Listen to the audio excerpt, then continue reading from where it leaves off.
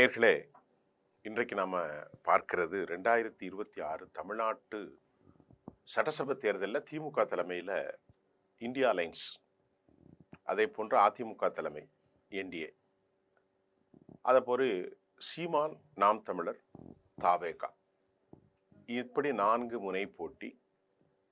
இதில் தேர்தல் நெருங்கும் சூழல்ல அனைவருடைய பார்வையும் தற்போது என்னென்ன கட்சிகளுக்கு எந்தெந்த தொகுதிகள் அப்படிங்கிறத நம்ம பார்க்க போறோம்.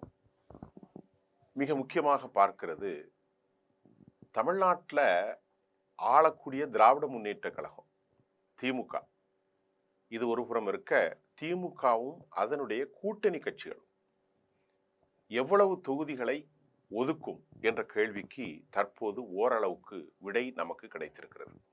இந்த தேர்தலில் வெற்றி பெற்றா எங்களுக்கு ஆட்சியில் பங்கணும் அப்படின்னு காங்கிரஸ் கட்சி, நாம் ஏற்கனவே சொன்னோம், அதன் தலைவர்களும் வலியுறுத்தி வருகிறார்கள். இது தொடர்பாக திமுக காங்கிரஸ் பிரமுகர்களிடத்தில் ரொம்ப கருத்து மோதல்கள் எழுந்திருக்கிறது. நேற்று மாலை வரை தமிழ்நாடு காங்கிரஸ் நிர்வாகிகள் சிலர் நடிகர் விஜயோடு தாவேகாவில் நமக்கு கூட்டணி வச்சுக்கிடலாம் அப்படின்னும் அவங்க வலியுறுத்துறார்கள்.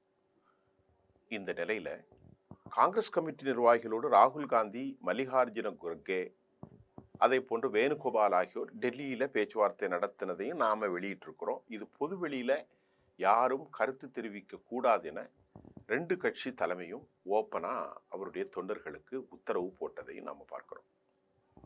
இந்த நிலையில காங்கிரசினுடைய மேலிட பொறுப்பாளர் கிரீஷ் சொடங்கர் ஒரு பேட்டியில் என்ன சொல்றாருன்னா, கூட்டணி பேச்சுவார்த்தை தொடர்பாக திமுக பதிலுக்கு நாங்க 2 மாசமா காத்திருக்கிறோம் ஐயா. கூட்டணி பேச்சுவார்த்தை இதுவரைக்கும் தொடங்கல, திமுக தரப்புல ஏன் இவ்வளவு தாமதம் அப்படின்ற அவர் கேள்வி எழுப்புறார். காங்கிரஸ் கடந்த டிசம்பர் மாதத்திலே தொகுதி பங்கீடு குறித்து பேச்சுவார்த்தை நடத்துவதற்கு அமைத்த அந்த குழுவை திமுக இன்று வரை அமைக்காதது ஏன் என்ற கேள்வியை அவங்க எழுப்புறாங்க.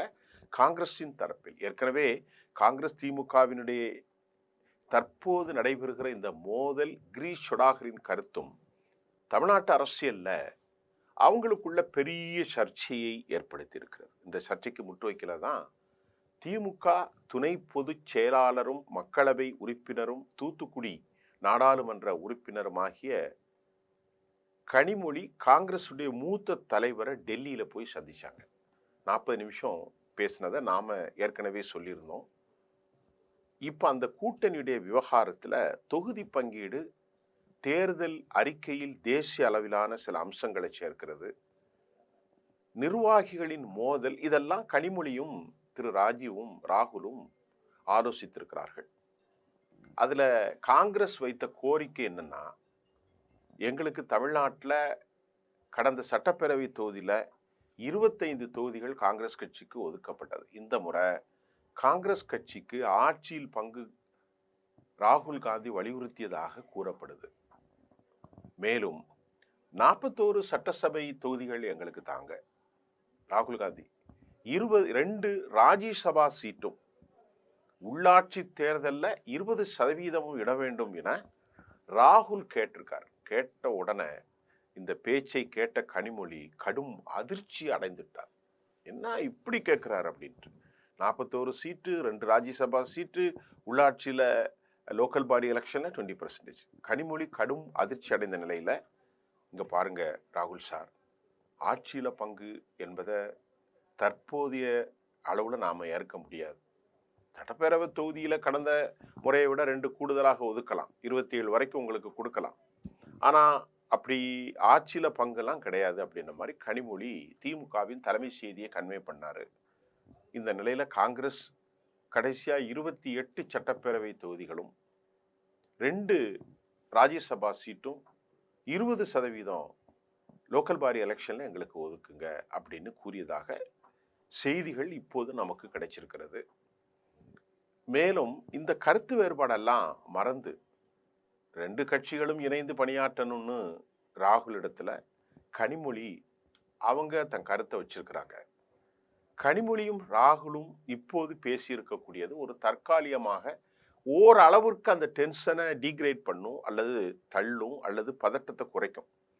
ஆனாலும் அடுத்து வரக்கூடிய இந்த முறையான தொகுதி பங்கீட்டுடைய பேச்சுவார்த்தை இந்த கூட்டணியுடைய பலத்தை தீர்மானிக்கும். இந்த கூட்டணி பேச்சுவார்த்தைக்கான திமுக குழு விரைவிலே அமைக்கப்பட்டு தொகுதி பங்கீடு பேச்சுவார்த்தை சுமூகமாக நடைபெறும் என்றும் காங்கிரசுக்கு ஒதுக்கப்படும் என்னும் தொகுதிகள்லாம் அப்போது தெரியப்படும் என்றும் சொல்லப்படுகிறது. இது திமுகவுடைய நிலை.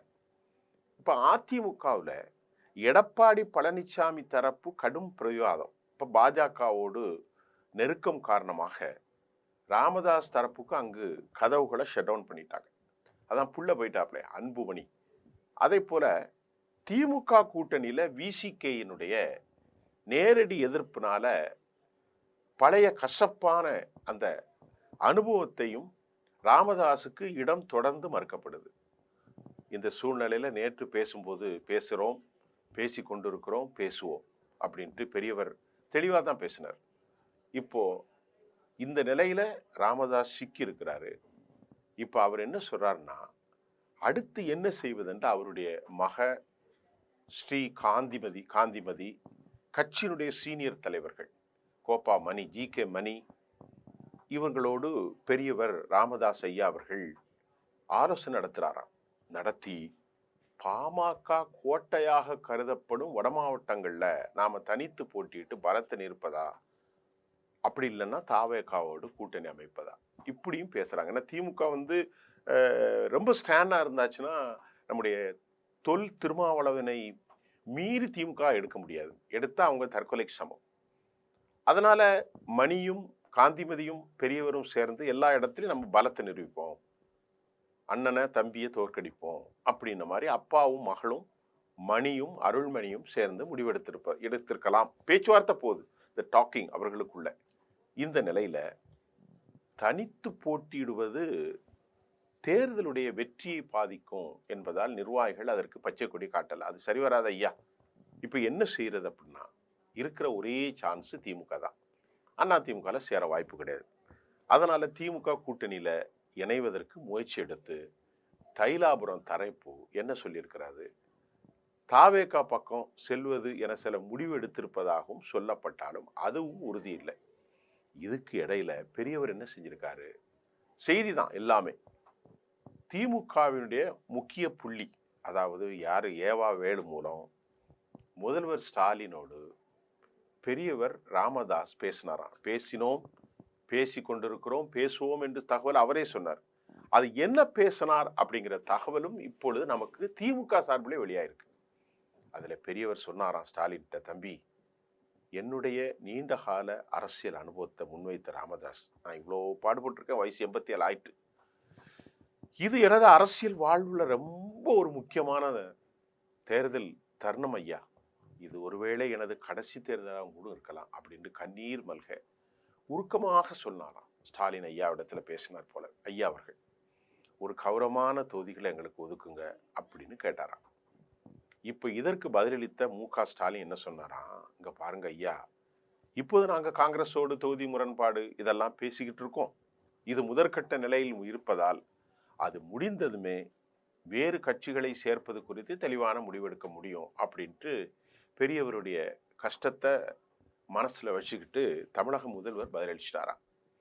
அந்த வழியில திமுக கூட்டணிக்காக டாக்டர் ஐயா பெருத்த நம்பிக்கையோடு காத்து கொண்டிருப்பதாகவும் தெரிகிறது. அவருக்கு வேற வழி, சோர்ஸ் இல்லை. ஒண்ணுமில்லாத தாவேகா கூட எல்லாம் போய் சின்ன பையன் கூட சேர மாட்டாங்க அப்படின்ட்டாங்க. ஏன்னா அனுபவமே இல்லை அப்படிங்கிறாங்க தாவேகா. இதற்கிடையில் திமுகவுடன் கூட்டு வைக்க ராமதாஸ் மட்டுமல்ல, இப்ப தேமுதிகவும் 10 தொகுதிகளை கேட்டுக்கிட்டே இருக்காங்க.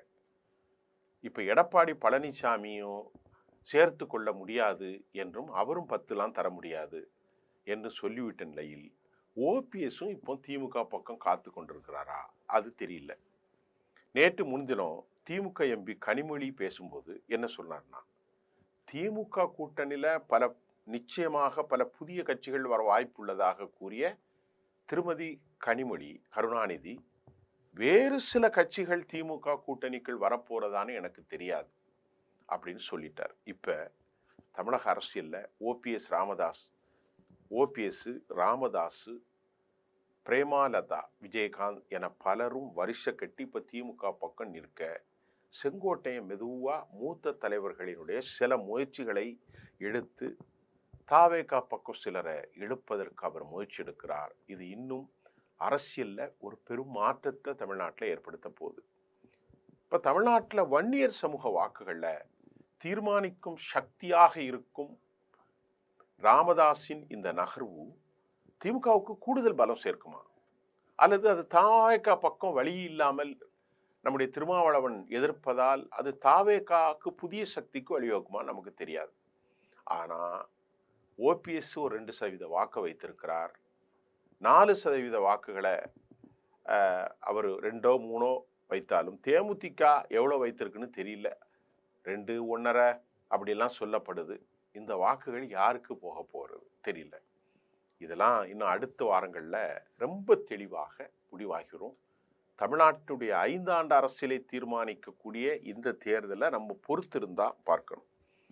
ஒரே ஒரு செய்தி என்னன்னா, தேமுதிக ஏன் திமுகவை அணுகுது அப்படின்னு பார்த்தா, அவங்களுக்கு இந்த முறை வெற்றி கண்டிப்பாக தேவை, ராஜ்யசபா சீட்டு கண்டிப்பாக தேவை. ஆனா ராமசீனிவாசன் நல்ல முடிவு வரும் அப்படின்னு சொன்னாலும் டெல்லியில இருந்து உங்களுக்கு என்ன வேணுமோ நாங்க தாரோம் அப்படின்ட்டாங்கன்னா, என்னன்னா, ஏன்னா டெல்லிக்கு பணம் ஒரு பொருட்டே கிடையாது.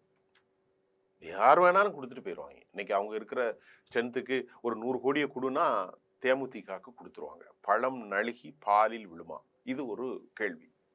இது கருணாநிதி மக்கள் நல கூட்டணியில் 2016 சொன்னார், பழம் நழுகி பாலில் விழுமா. தேமுதிகவுடைய வாக்கு ரொம்ப முக்கியங்க. அது மாதிரி பாமகவுடைய வாக்கும் ரொம்ப முக்கியம், ஓபிஎஸ் உடைய வாக்கும் ரொம்ப முக்கியம். ஆனா இவருக்கு 10 அவருக்கு 5 அவருக்கு 5ன்னா 20 தொகுதியை எங்க இருந்து திமுக கொடுக்க போறாங்க? எல்லாரையும் புடுங்கணும். காங்கிரஸ்லேருந்து கொஞ்சம் எடுக்கணும், அப்புறமா திருமாவளவன்ட்டேருந்து கொஞ்சம் எடுக்கணும், மற்ற கட்சிகளை ஒன்று கொடுத்து தான் ஆகணும். ஒன்று கொடுக்குற வேல்முருகனும் மாமாக்காவுக்கெல்லாம் கொடுக்கணும். ஆனால் இதுக்கு அவங்களும் தியாகம் செய்யணும். அவங்க போட்டியிடக்கூடிய தொகுதிகளும் 150க்குள் மட்டுப்படுத்தணும். 150 55 வன்னியர்கள்ல நிச்சயமா பெரியவருக்கு ஒரு சடன் % கிடைக்கும். அதில் நான் திருப்பி சொல்லிக்கிட்டே இருக்கேன், என்னதான் மாம்பழத்தை எடுத்தாலும் அங்கீகாரம் கொடுத்தாலும் பெரியவருக்குன்னு ஒரு 1/2% 3/4% கிடைத்தாலும் அது திமுகவுக்கு பெரிய பலம். வடதமிழ்நாட்டில் ரிஷிவந்தியம் நான் ஏற்கனவே சொன்னேன், திண்டிவனம் இங்கெல்லாம் தேமுதிக, கோவை, தெற்குல விருதுநகர்லாம் இருக்கு. இப்போ இந்த அம்மாவுக்கு என்னன்னா, பையனை எப்படியாவது சட்டமன்றத்துக்குள்ள அனுப்பிடணும். 1. 2வது ஒரு சீட் ராஜ்யசபாவில் வந்துடணும். அப்புறம் இவங்களுக்கான அங்கீகாரம் தடை போகக்கூடிய ஒரு சூழல் இருக்கிறது. இப்போ பாரதிய ஜனதா அதிமுக கூட்டணியுடைய பாசிட்டிவ் சிக்னலை விட திமுகவில் கிடைச்சா நமக்கு ஒரு வெற்றியும் கிடைக்கும், ஒரு குறிப்பிட்ட வாக்கு சதவீதத்தையும் நாம பெறலாம். அதனால தான் 10 சீட்டு கேட்குறாங்க. இந்த 10ல் அவங்க 1 2 ஜெயிச்சாலும் வாக்கு சதவீதம் அதிகரிக்கும்ல, அதை வைத்து அங்கீகாரம் பெற்றுவிடலாம். இது ரொம்ப கவனமாக தேமுதிக காய் நகட்டுது. பெரியவர் 7வது இது எனது கடைசி தேர்தல்னு சொல்றாரு. இதுதான் இப்போ நான் சொல்றது ரொம்ப முக்கியம். ஏன்னா அந்த அம்மாவுக்கு பணம் அங்கே கிடைக்குது, அவங்களுக்கு பேரமும் கிடைக்கி இடமும் தராங்கிற. ஆனால் எடப்பாடி விரும்பலை, பாஜக விரும்புது. பாஜக ஒருத்தரையும் இழக்க விரும்பலை. ஏன்னா அவங்க அப்படி ஜெயிச்சலான்னு பார்க்குறாங்க. நேற்று நாம் கூட சொல்லியிருந்தோம், இது தமிழ்நாட்டில் ஒர்க் அவுட் ஆகாதுன்னு.